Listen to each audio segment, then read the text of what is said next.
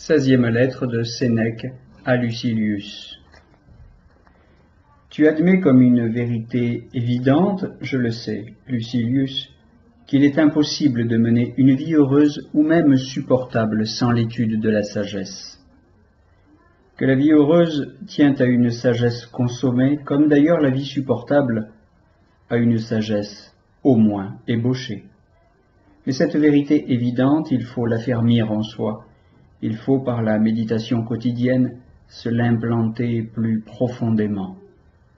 On n'a plus de peine à rester fidèle aux résolutions qu'on a prises qu'à les prendre conformément à la vertu.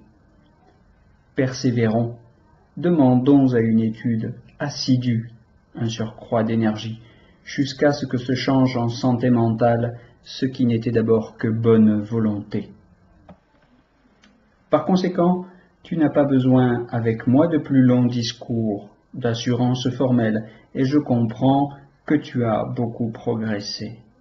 Ce que tu écris, je sais d'où tu le tires. Il n'y a pas ici de fiction, de raison colorée, je dirai toutefois ce que je pense. J'espère bien de toi, mais sans certitude encore. De ton côté, je veux que tu fasses de même. Il n'est pas à propos que trop vite, trop aisément, tu te fies à toi.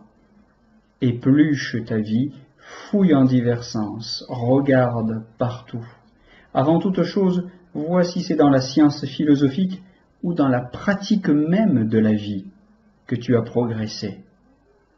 La philosophie n'est pas un art de complaire au public qu'on se procure pour en faire parade. Elle ne consiste pas en mots, mais en une réalité.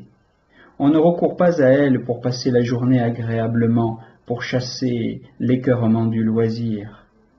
Elle forme et forge l'âme, ordonne la vie, réglemente les actions, montre ce qu'il faut faire, ce qu'il faut laisser, siège au gouvernail et dirige les navigants ballottés d'écueil en écueil.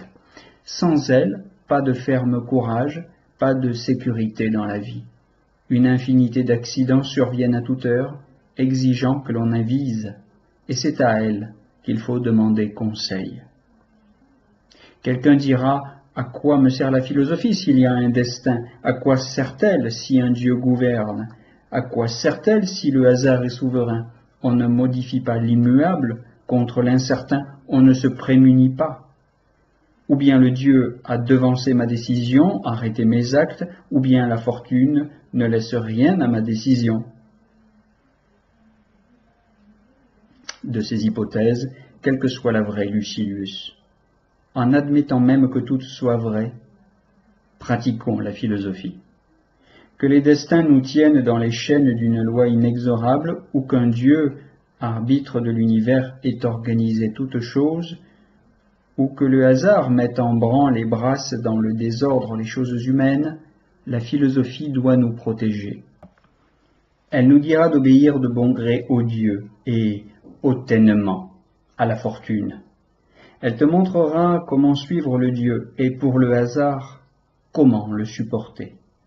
Mais ce n'est pas le moment de passer à une discussion sur ce qui dépend de nous, soit qu'une providence et la souveraineté, soit qu'une série de causes fatales nous lient et nous entraînent, soit que le brusque hasard et l'imprévu régissent le monde.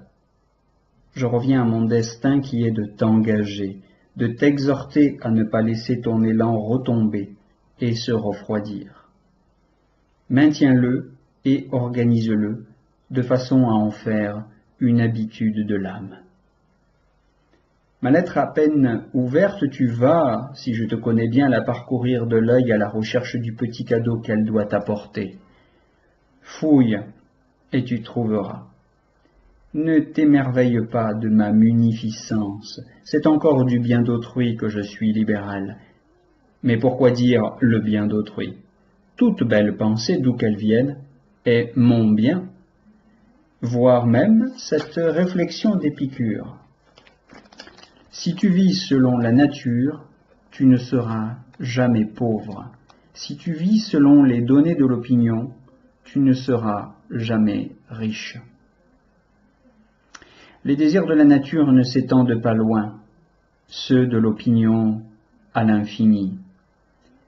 que l'on accumule sur toi ce qui a été le patrimoine d'un grand nombre de riches familles, que la fortune t'élève jusqu'au degré royal de l'opulence, qu'elle te couvre d'un toit aux tuiles d'or, qu'elle te revête de pourpre, qu'elle t'amène à ce point de raffinement et de richesse que la terre à ton commandement disparaisse sous les marbres et que tu puisses non seulement posséder mais fouler aux pieds des trésors, qu'il s'y ajoute des statues, des tableaux, tout ce que l'art sous ses diverses formes a inventé pour le faste, cela ne t'apprendra qu'à désirer plus de magnificence encore.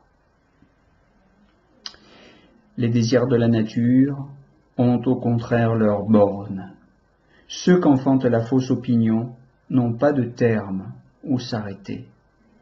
Car le domaine du faux est sans limite. Qui tient le droit chemin arrive à un but. L'erreur se perd dans l'infini. Retire donc ton cœur des vanités, et quand tu voudras savoir si ton désir est naturel ou procède de l'aveugle passion, regarde si quelque part il a son point d'arrêt. Si après s'être avancé loin, il lui reste toujours une perspective plus lointaine, ce ne sera pas, sache-le, un désir de la nature.